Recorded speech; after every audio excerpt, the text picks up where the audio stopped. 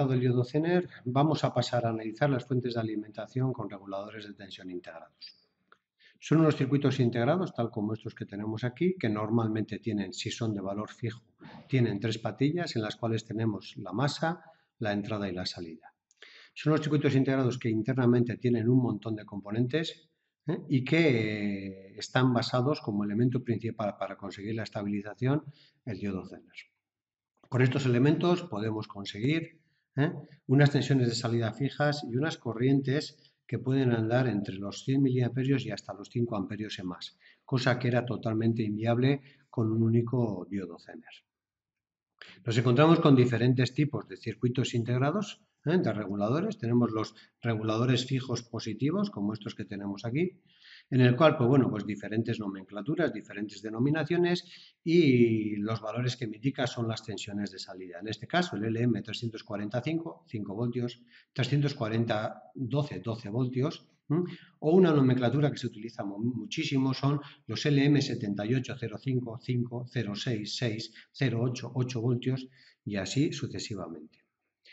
Al igual que tenemos elementos que me entregan tensiones de salida positivas, también nos encontramos con elementos que me entregan tensiones de salida negativas, como estos que tenemos aquí, los LM320 o en el caso de la nomenclatura 70i, los LM79, 78 para los positivos, 79 para los negativos. Aparte de eso, nos encontramos también con otros tipos de reguladores, como estos que tenemos aquí, que son reguladores que tienen salidas ajustables, es decir, se pueden conseguir, como vamos a ver a continuación en diferentes esquemas. Para ver esto que hemos comentado, pues si buscamos en internet hojas de datasheet, de catálogo, pues nos encontramos que la constitución interna que puede tener un elemento de estos es esta que tenemos aquí. Tenemos un montón de componentes, como se puede ver. Tenemos un elemento que es el común y luego nos vamos a encontrar con un elemento de entrada en el cual vamos a meter la tensión con rizado de entrada y una tensión de salida en la que yo voy a obtener un valor constante de salida. El elemento principal para obtener la estabilización de la tensión de salida, como podemos ver aquí, es el circuito Zener. Un circuito Zener conectado entre la entrada, una resistencia limitadora y el circuito Zener que me va a provocar una tensión constante en este punto, en este transistor, que con todos estos elementos que tenemos aquí vamos a controlar la corriente de estos transistores para obtener que a la salida yo tenga una tensión constante, pero con unas intensidades bastante mayores que las que tendría que tener el diodo Zener. Otra hoja de características de reguladores son estas que tenemos aquí, de Fairchild, son los circuitos integrados, los 78 de la familia 78, 05, 6, 7 hasta el 15, que son unos elementos que me van a entregar tensiones de salida constantes en 5, 6, 8, así sucesivamente, y que en este caso son unos circuitos que me entregan una corriente de salida en 1 amperio. Los diferentes circuitos o configuraciones o la constitución interna que tiene el circuito viene a ser esta que tenemos aquí, el circuito de estabilización, que es como hemos comentado antes, lo tenemos por aquí, y luego pues una serie de elementos que me van a conseguir, en este caso, este elemento que tengo aquí, controlar la corriente de salida para mantener la tensión de salida constante y otra serie de elementos de protecciones contra cortocircuitos, contra variaciones térmicas, y diferentes cuestiones. Podemos ver las diferentes configuraciones que me aconsejan o que me recomiendan en los catálogos, como estas que tenemos aquí. Circuito elemental, en este circuito vemos el propio regulador y muy importante, si nos damos cuenta, es que aquí tenemos tanto a la entrada como a la salida dos condensadores que son de unos valores muy pequeños. Todos sabemos que aquí en la entrada yo me voy a encontrar con el condensador de filtro, pero va a ser un condensador electrolítico que va a tener una capacidad muy elevada. En paralelo con esto de aquí, prácticamente esto desaparece, pero la misión de estos dos condensadores es que físicamente estén colocados próximos al 78, en este caso al regulador, próximos para evitar oscilaciones en la entrada y en la salida. Si no coloco estos condensadores físicamente pegados en la placa de circuito impreso, pegados a la entrada y a la salida, yo voy a obtener que aquí la señal de salida en la señal de salida se pueden producir unas oscilaciones que no son nada interesantes. Diferentes configuraciones, como tenemos aquí, o una más, otra más, con la cual podemos obtener, bueno, pues unos diferentes circuitos de aplicación, ¿eh? Y bueno, pues aquí tenemos los diferentes circuitos con los cuales podemos trabajar. Circuitos que vamos a analizar en esto que tenemos aquí. Bueno, el primer circuito es este, lo que hemos comentado antes. Hasta este punto yo tengo la fuente de alimentación, hasta este punto la fuente de alimentación con el rectificador y el filtro. Y en el caso, en el vídeo anterior, hemos visto que aquí colocábamos el diodo Zener estabilizador. Diodo Zener que me permitía controlar unas corrientes de salida pequeñas. Entonces, en este caso, con este regulador, con la conexión, como hemos indicado, la entrada a la salida del filtro, la salida a la conexión de la carga y esta masa. Entonces, bueno, pues con esta configuración yo obtengo aquí a la salida una tensión VO constante, independientemente de las pequeñas variaciones de rizado que tenga la entrada o de las variaciones de corriente de la resistencia de carga que yo conecte a la salida. Ese es uno de los circuitos. Tenemos aquí este otro circuito, que es exactamente el mismo, en el que, cuidado, en este circuito vemos que tenemos el condensador de filtro, pero aquí no aparecen los condensadores antioscilaciones que deben de aparecer a la salida, cosa que sí aparecen en el siguiente circuito, que es exactamente igual, pero ya con valores reales. Es decir, yo me encuentro aquí el condensador de filtro, pero aparte, estos dos condensadores que tenemos aquí colocados físicamente en paralelo con el regulador me van a proporcionar una estabilidad ante oscilaciones. Aquí a la salida se ha colocado una pequeña resistencia con un diodo LED, una resistencia con un diodo LED, pues para monitorizar la tensión de salida, de forma que cuando tenga aquí 5 voltios, nos damos cuenta que es el 7805, por eso tenemos los 5 voltios. Cuando yo tenga aquí los 5 voltios, bueno, pues se puede iluminar el diodo LED y comprobar visualmente que tengo una tensión de salida. En este caso podemos ver una fuente de alimentación doble con una tensión de salida de más 12 menos 12. Está compuesta por un transformador con un rectificador de doble onda en puente, pero que no es exacto que se utilice como doble onda en puente, sino que se utiliza como un doble rectificador de doble onda con transformador con toma intermedia. Si nos damos cuenta, aquí tenemos un extremo del devanado y aquí tenemos el otro, que entre estos dos, juntando estos dos diodos, generamos aquí una tensión positiva y estos dos me generan en este punto una tensión negativa. Es decir, yo tengo aquí una tensión más, menos, pues 18 voltios rectificada en doble onda y aquí menos 18 voltios también rectificada en doble onda.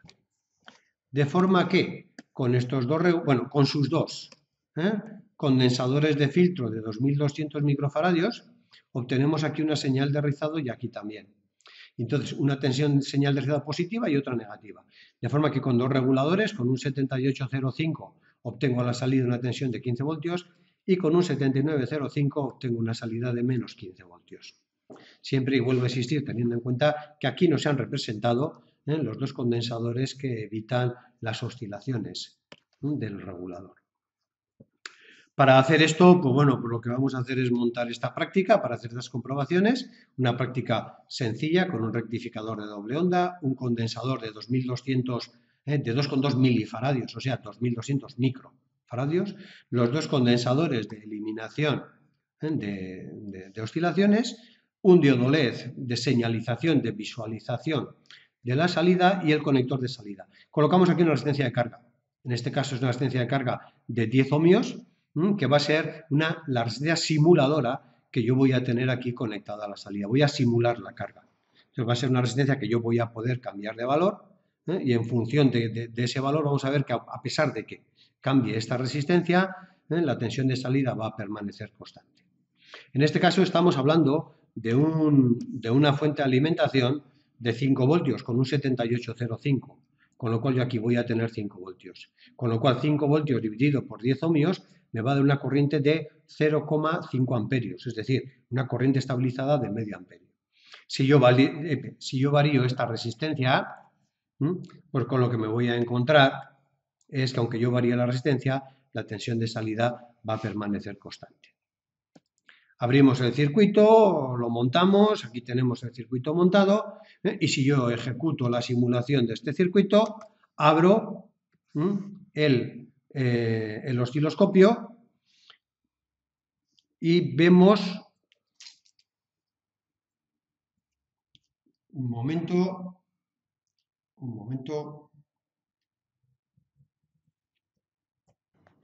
Bueno, como decíamos, el circuito anterior estaba mal conectado, lo que tenemos que hacer es conectar la masa del osciloscopio a la masa del circuito.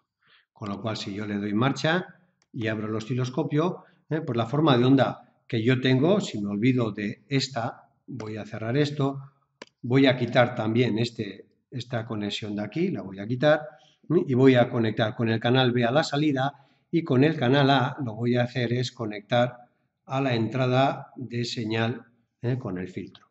Si yo lanzo la simulación de este circuito, me encuentro con estas formas de onda.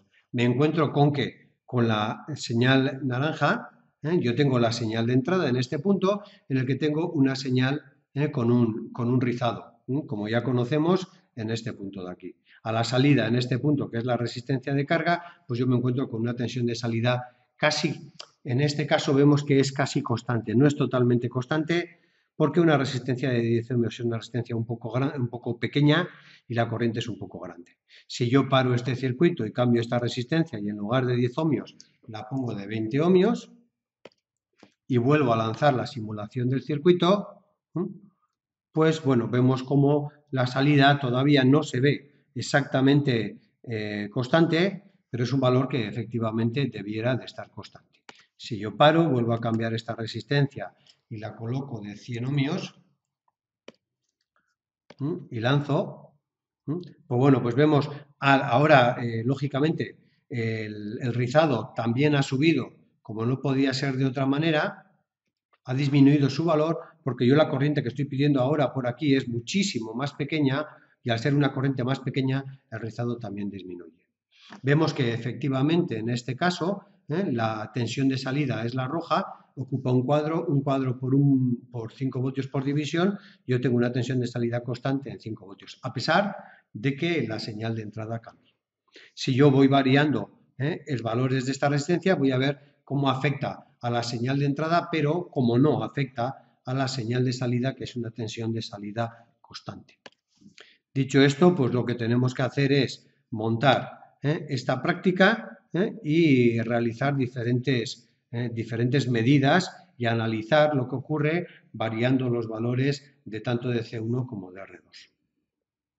Una vez que tengamos hecho esto, pues bueno, pues pasaremos a seguir analizando estos circuitos que tenemos aquí, que son unos circuitos que sin analizar en profundidad, pues bueno, lo que me sirven es para obtener diferentes aplicaciones. En este caso que tenemos aquí, este debería de ser un circuito de una salida de 15 voltios, 1 amperio, si el 7805 7815 es de 1 amperio, sin embargo, colocando estos transistores, este transistor que yo tengo aquí, lo que consigo es que la corriente de salida sea superior a 1 amperio, que yo pueda controlar una corriente superior de 1 amperio, en este caso hasta 3 amperios. El que se encarga de gestionar esta corriente, en este caso, en base a la estabilización que proporciona el 78015, es el transistor Q1, que es el MJ2955.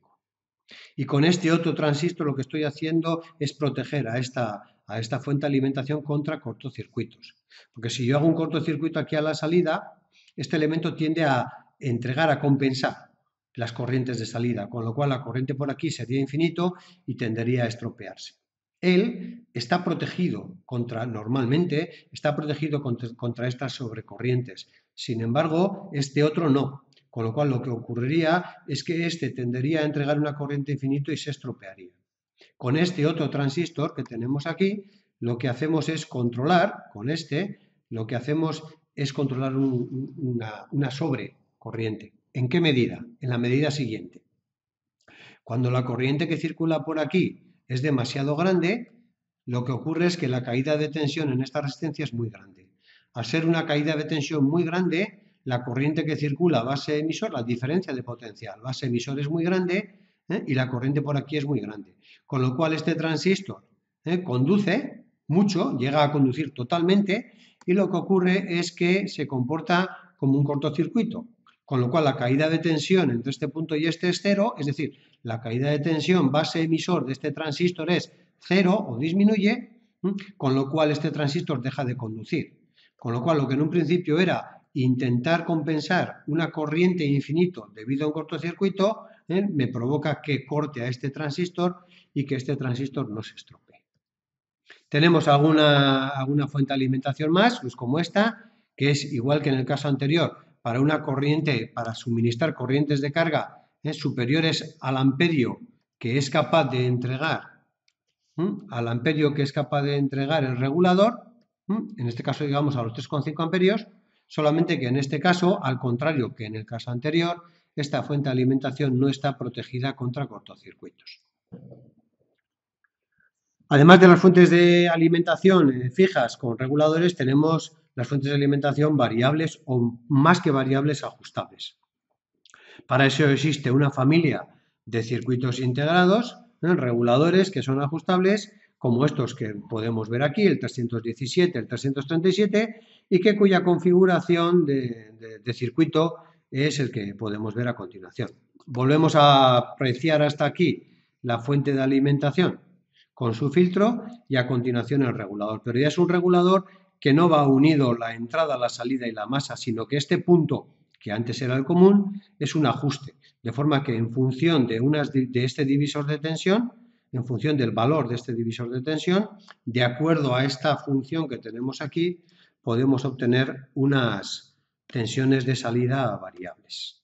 Bueno, diferentes circuitos con diferentes análisis de las características. En este caso, además, se le ha añadido un diodo Zener de 1,2 voltios, de forma que la salida será la tensión estabilizada que me da el regulador más la caída, en función de esto, más la caída de tensión en el Zener.